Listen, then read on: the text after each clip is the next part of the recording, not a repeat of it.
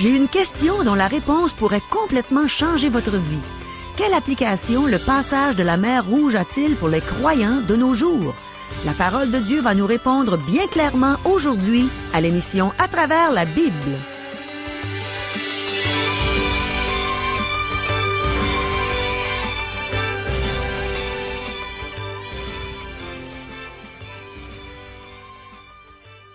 Chers auditeurs, pour en savoir davantage sur le contenu de cette émission, vous pouvez contacter en tout temps Radio Espoir via Internet à www.radioespoir.ca ou par téléphone, sans frais, au 1-877-l'Espoir, 1-877-537-7647.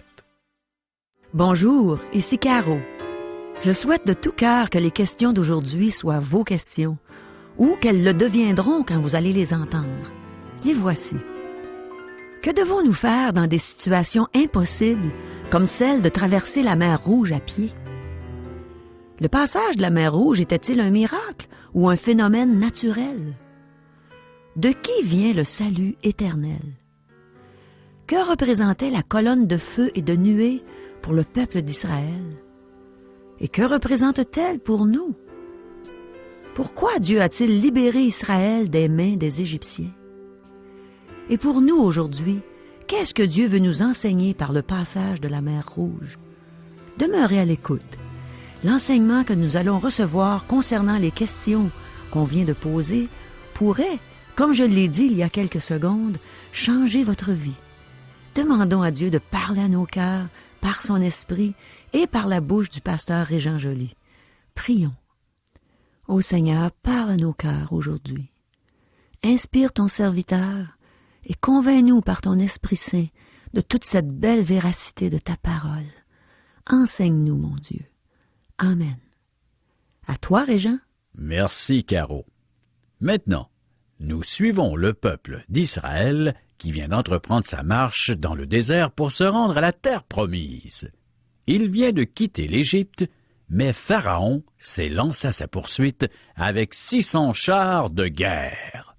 Le peuple se retrouve maintenant dans une situation désespérée. Comme nous l'avons dit à la dernière émission, il est coincé entre la fuite et l'épreuve. Il n'y avait aucun pont ni tunnel permettant au peuple de se rendre de l'autre côté de la mer. De plus, il n'y avait pas de bateau disponible. Derrière eux arrive l'armée de Pharaon. Cette armée est bien équipée avec 600 chars, je vous le redis. Le peuple est sans défense devant l'armée de Pharaon. Ce n'est pas un peuple qui est aguerri, il n'est pas équipé pour faire la guerre. Donc, sa situation n'est guère enviable. Maintenant, lisons au verset 10 du chapitre 14 du livre d'Exode. Les versets 10 et 11. Pharaon approchait. Les enfants d'Israël levèrent les yeux, et voici, les Égyptiens étaient en marche derrière eux. Et les enfants d'Israël eurent une grande frayeur et crièrent à l'Éternel. Ils dirent à Moïse, « N'y avait-il pas des sépulcres en Égypte sans qu'il soit besoin de nous mener mourir au désert? Que nous as-tu fait en nous faisant sortir d'Égypte? » Chers amis, aujourd'hui nous trouvons ces paroles ironiques, mais elles l'étaient encore plus à l'époque. Les pyramides d'Égypte furent construites pour y ensevelir des pharaons. On retrouvait des momies partout en Égypte. Le pays était presque un cimetière. Les enfants d'Israël disent à Moïse, « Nous as-tu amenés mourir dans le désert parce qu'il manquait de sépulcres en Égypte? » Il y avait des sépulcres dans tout le pays. Les archéologues en ont trouvé beaucoup, et ces découvertes nous ont appris beaucoup de choses sur l'histoire d'Égypte. Les enfants d'Israël pensent qu'ils seront massacrés dans le désert. Verset 12. « N'est-ce pas là ce que nous te disions en Égypte? Laisse-nous servir les Égyptiens, car nous aimons mieux servir les Égyptiens que de mourir au désert. » Lorsqu'ils étaient esclaves en Égypte, les Israéliens suppliaient l'Éternel afin qu'il les libère. Dieu leur a permis de quitter l'Égypte, mais maintenant qu'ils font face à un danger, ils veulent y retourner. Notez ce que Dieu va faire pour son peuple. Nous devons nous rendre compte qu'il n'y a aucun espoir, qu'il n'y a aucun secours possible sans l'intervention de Dieu. Si ce peuple doit être sauvé, c'est Dieu lui-même qui devra le faire. Je souhaite que tous puissent voir qu'ils sont dans la même situation que le peuple d'Israël. Si nous pouvions accompagner des astronautes sur la Lune et regarder la Terre de sa surface, nous verrions une mer d'humains perdus sur une petite planète. En fait, le monde est un endroit sans espoir, un cimetière gigantesque. Dans l'Épître de Paul aux Romains, chapitre 5, verset 12, l'auteur nous dit « C'est pourquoi, comme par un seul homme, le péché est entré dans le monde, et par le péché, la mort, et qu'ainsi la mort s'est étendue sur tous les hommes, parce que tous ont péché. Le monde est perdu. Nous finissons tous par y être enterrés ou incinérés. L'homme se promène sur cette planète depuis fort longtemps. Où va-t-il? Vers sa tombe.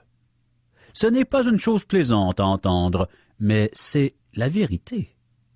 L'homme est l'échec le plus colossal que nous puissions trouver dans tout l'univers créé par Dieu. La vie de l'homme est brève et pleine d'incertitudes. C'est notre état présentement. Maintenant, regardez le peuple d'Israël. Sans intervention divine, il ne se tirera jamais d'affaire. Ce peuple est perdu. Mes amis, si Dieu ne nous avait pas rachetés, nous ne pourrions pas être sauvés. La rédemption est l'œuvre de Dieu. Le prophète Jonas a dit « Le salut vient de l'Éternel ». Jonas, chapitre 2, verset 9. Le roi David a aussi affirmé cela, et ce message se retrouve dans le Nouveau Testament. Le salut vient de l'Éternel. Verset 13. Moïse répondit au peuple « Ne craignez rien, restez en place et regardez la délivrance que l'Éternel va vous accorder en ce jour, car les Égyptiens que vous voyez aujourd'hui, vous ne les verrez plus jamais. C'est l'Éternel qui va intervenir afin de sauver son peuple. Le peuple n'a qu'à accepter et recevoir le salut qu'il lui apportera. Les Israélites n'ont qu'à rester calmement en place et regarder l'Éternel manifester sa puissance. Mes amis, vous ne pouvez même pas lever un petit doigt pour contribuer à votre salut. Vous n'avez qu'à accepter ce que Dieu a déjà fait pour vous. Verset 14. L'Éternel combattra pour vous, et vous, gardez le silence. Voilà une nouvelle merveilleuse pour chacun d'entre nous. C'est Dieu qui accomplit notre salut. C'est lui qui fait tout le travail. C'est lui qui nous donne la paix qui découle du fait que nos péchés sont entièrement pardonnés. Tout cela est fondé sur la mort de Christ à la croix, selon son plan rédempteur. Versets 15 et 16. L'Éternel dit à Moïse, « Pourquoi ces cris? Parle aux enfants d'Israël et qu'ils marchent. Toi, lève ta verge, étends ta main sur la mer et fends-la. Et les enfants d'Israël entreront au milieu de la mer à sec. » Le peuple doit rester en place alors que l'Éternel manifeste sa puissance pour le sauver.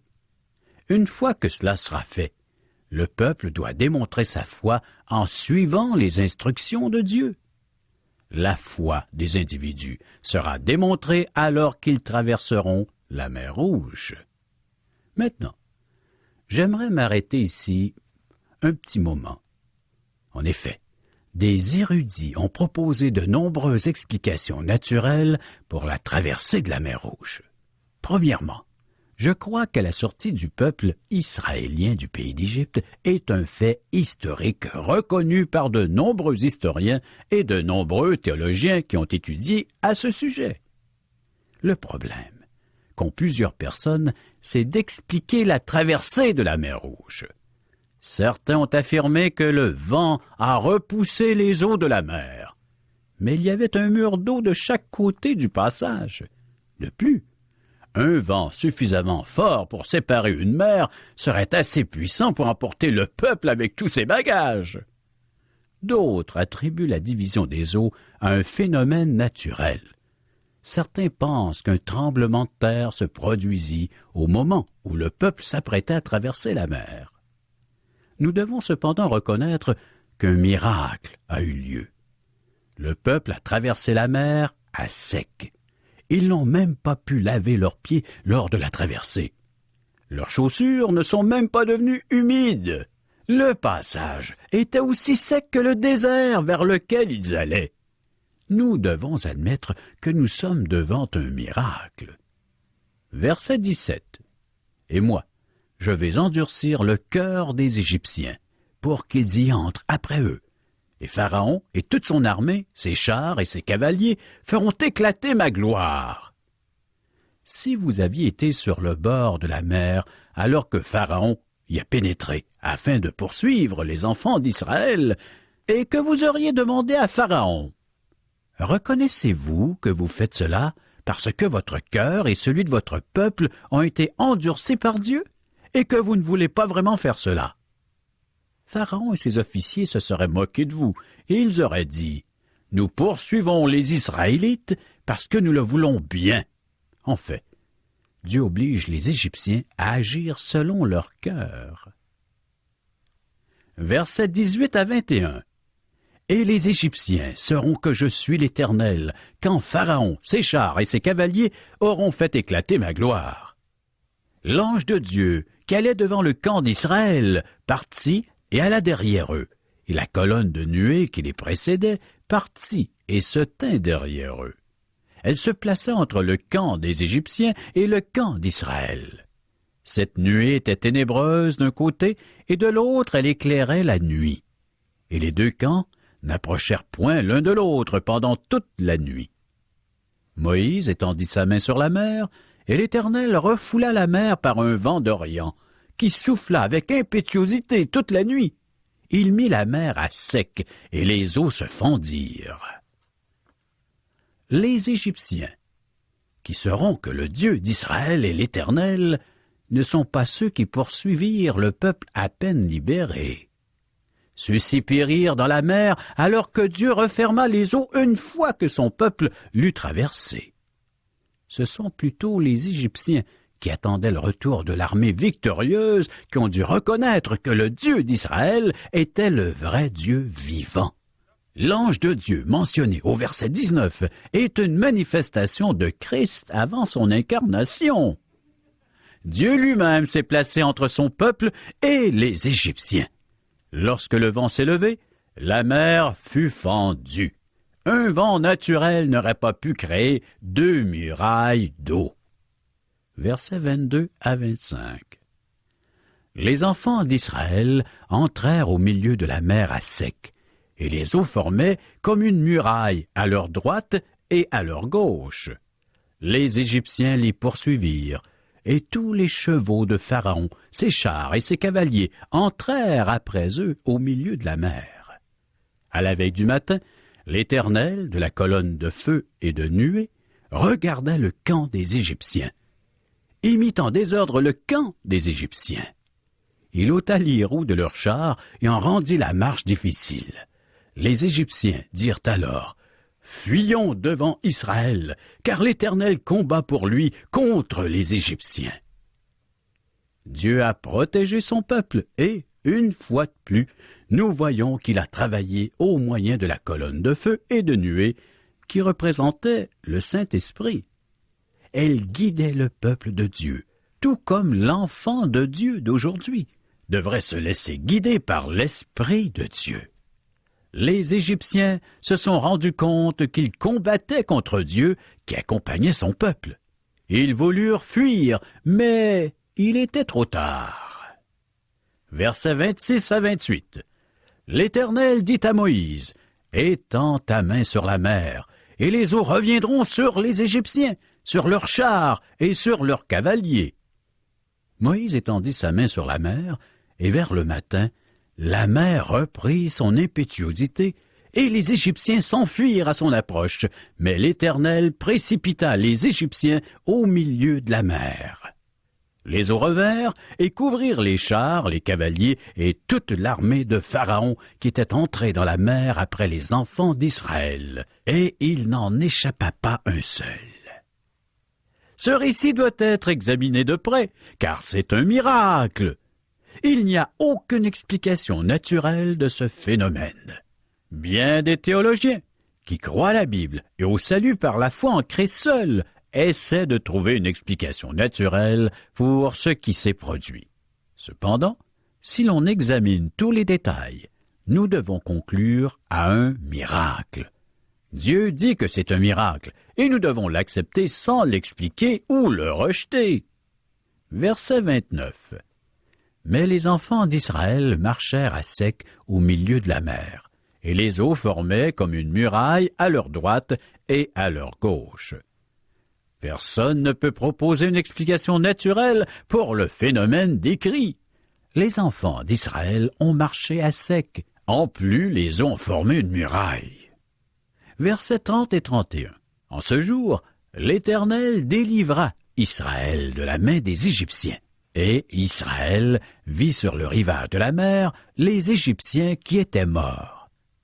Israël vit la main puissante que l'Éternel avait dirigée contre les Égyptiens. Et le peuple craignit l'Éternel, et il crut en l'Éternel et en Moïse, son serviteur. Ces deux versets nous rappellent la raison pour laquelle Dieu a libéré Israël des mains des Égyptiens. Dieu a manifesté sa puissance et sa gloire. Il les a manifestés en les rachetant par le sang, alors qu'ils étaient encore en Égypte. Et maintenant, il a démontré sa puissance en protégeant son peuple lors de la traversée de la mer Rouge. Dieu libère et protège son peuple par sa puissance. Immédiatement après la traversée de la mer Rouge, le peuple loua l'Éternel avec des chants. Débutons notre lecture. Exode chapitre 15, les versets 1 à 3. Alors Moïse et les enfants d'Israël chantèrent ce cantique à l'Éternel. Ils dirent, « Je chanterai à l'Éternel, car il a fait éclater sa gloire. Il a précipité dans la mer le cheval et son cavalier.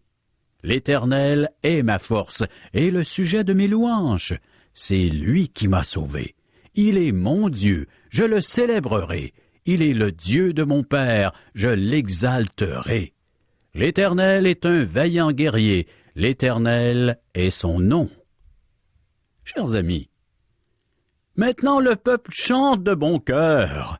C'est la même foule qui se plaignait quelques heures auparavant de l'autre côté de la mer, exprimant leur désir de retourner en Égypte par ces paroles. N'y avait-il pas des sépulcres en Égypte, sans qu'il fût besoin de nous mener mourir au désert? L'apôtre Paul a dit, dans 1 Corinthiens chapitre 10, verset 11, « Ces choses leur sont arrivées pour servir d'exemple, et elles ont été écrites pour notre instruction, à nous qui sommes parvenus à la fin des siècles. » Dieu emploie cette expérience pour nous enseigner une vérité profonde. Frères, je ne veux pas que vous ignoriez que nos pères ont tous été sous la nuée, qu'ils ont tous passé au travers de la mer, qu'ils ont tous été baptisés en Moïse dans la nuée et dans la mer. Citation de 1 Corinthiens, chapitre 10, versets 1 et 2. Comment les enfants d'Israël ont-ils été baptisés en Moïse? Ce n'était certainement pas par l'eau, puisqu'ils ont traversé la mer à sec. Ils ne furent même pas éclaboussés par une seule goutte d'eau. Si vous voulez parler d'eau, regardez les Égyptiens. Eux, ils ont pris tout un bain. Donc, que veut dire le fait que les Israéliens aient été baptisés en Moïse, dans la nuée et dans la mer? Cela veut dire qu'ils furent identifiés avec Moïse. Voilà le sens profond du baptême. L'identification. Cela illustre le vrai baptême qui est l'œuvre du Saint-Esprit, qui nous identifie avec Christ et nous place en lui. Maintenant, comment les Israéliens furent-ils baptisés en Moïse? Ils se sont plaints d'un côté de la mer Rouge, et une fois de l'autre côté, ils ont chanté le cantique de Moïse. Ils furent identifiés à Moïse. Ils furent libérés à travers Moïse. C'est par la foi qu'ils traversèrent la mer Rouge comme un lieu sec, tandis que les Égyptiens qui en firent la tentative furent engloutis. 1 Corinthiens chapitre 11, verset 29. Le peuple a traversé la mer Rouge par la foi. De quelle foi parle-t-on? Celle de Moïse, bien entendu. Ce n'était pas la foi des enfants d'Israël, car ils n'en avaient pas avant la traversée de la mer. Ils furent identifiés à Moïse. Donc, c'est la foi de Moïse qui les a fait traverser. C'est Moïse qui a frappé la mer avec son bâton. C'est Moïse qui les a guidés de l'autre côté de la mer. C'est Moïse qui a chanté des louanges à l'Éternel. Maintenant, ils ont vu le salut de Dieu. Ils se sont identifiés à Moïse. Ils ont été baptisés en Moïse. Mes amis, c'est ce qui se produit lorsque vous placez votre confiance en Jésus-Christ comme sauveur. C'est lui qui nous libère de l'esclavage égyptien ainsi que des ténèbres de ce monde. Il nous guide à travers la mer Rouge. C'est sa libération, son salut et sa rédemption. C'est son œuvre. Il nous amène au point où nous lui chanterons des louanges. Ensuite, nous sommes unis à Christ. Nous sommes baptisés en Christ. Je cite 1 Corinthiens chapitre 12, verset 13. Nous avons tous, en effet, été baptisés dans un seul esprit pour former un seul corps, soit juif, soit grec, soit esclave, soit libre, et nous avons tous été abreuvés d'un seul esprit. C'est le Saint-Esprit qui nous unit à Christ et qui fait que nous sommes un avec lui. C'est merveilleux d'être unis à Christ. Une dame qui parlait de l'assurance de son salut a dit un jour « Personne ne peut me retirer de la main de Jésus. » Quelqu'un lui répondit « Oui, mais tu peux glisser entre ses doigts. »« Impossible !» répondit la dame. « Je ne peux pas glisser entre ses doigts.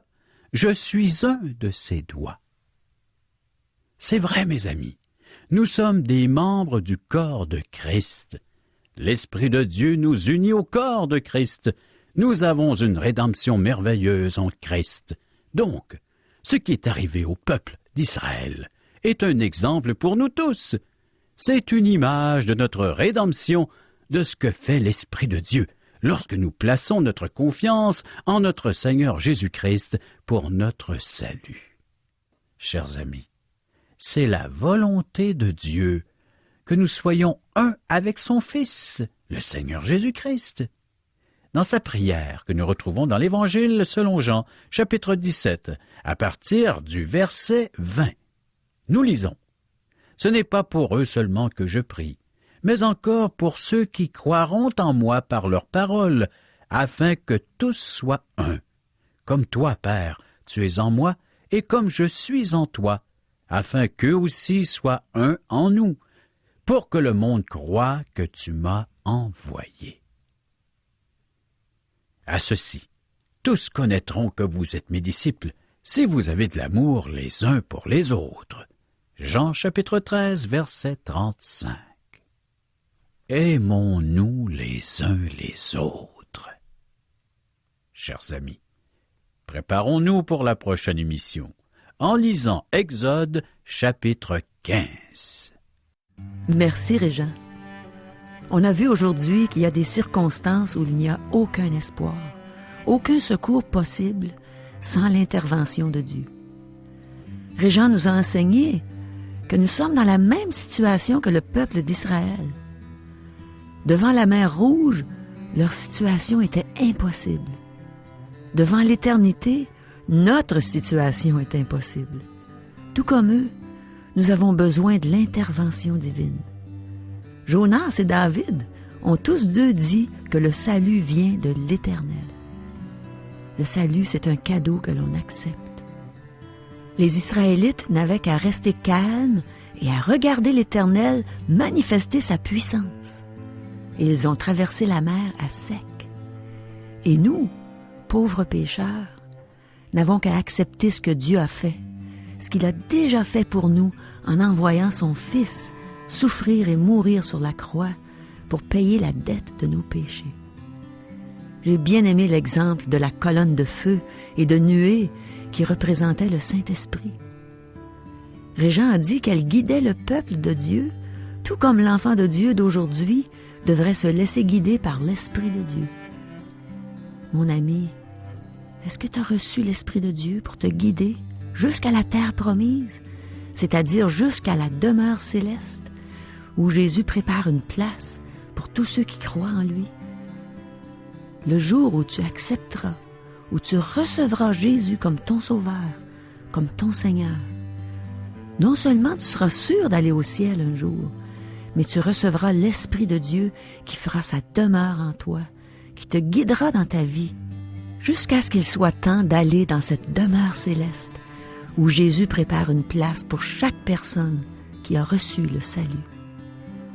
Mets ta confiance en Jésus-Christ comme Sauveur. Il va te libérer de l'esclavage du péché, comme il a libéré les Israélites de l'esclavage d'Égypte. Tout comme le peuple d'Israël, toi aussi tu vas chanter des louanges à Dieu. Ton cœur va déborder de reconnaissance. Tu vas être uni à Christ pour l'éternité. Tu vas être un membre de son corps et rien ne pourra te séparer de lui. Imagine, être uni à Jésus pour l'éternité. Et c'est pas juste une fois qu'on meurt que ça arrive dès le moment où tu reçois Jésus comme ton Sauveur. Tu es tout de suite uni à lui. Tu peux tout de suite vivre dans sa présence. Tu peux tout de suite savoir, pas juste imaginer que peut-être, non, savoir définitivement que tu es avec lui pour l'éternité et qu'un jour, il va essuyer toute larme de tes yeux. Es-tu dans la tristesse en ce moment? Peut-être que tu penses que ta tristesse est due à cause de tes circonstances dans ta vie, à cause de quelqu'un qui ne t'aime plus, à cause d'un problème à ton travail. Mais la vraie tristesse de l'être humain, c'est d'être séparé de Dieu. Dieu t'a créé pour être uni à lui. Il t'a créé pour être en contact avec lui continuellement. Mais à cause du péché, tu as été séparé de lui. Et c'est pour ça que tu n'es pas heureux. Tu ne peux pas être heureux sans Dieu. Il t'a créé pour lui. Alors reviens à Dieu. Demande à Jésus de te sauver. Demande-lui de te donner la vie éternelle. Vous avez des commentaires? Des questions? Vous aimeriez savoir ce que la Bible a à dire sur tel ou tel sujet?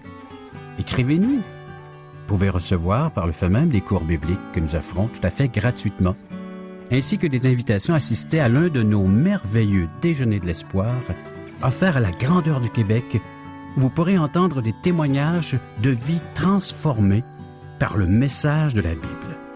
Pour en connaître les dates et les endroits où auront lieu ces déjeuners, pour nous rejoindre, un des membres de l'équipe d'Aujourd'hui l'Espoir est disponible à recevoir vos commentaires. Vous composez le numéro de téléphone suivant, 1-877-l'Espoir, 1-877-l'Espoir, ou via notre site internet www.radioespoir.ca, ou bien vous nous écrivez à Aujourd'hui l'Espoir, 6640 3e Avenue Ouest, Charlebourg, Québec, le code G1H 6H4. Et ici, Régent Joly qui vous dit à demain.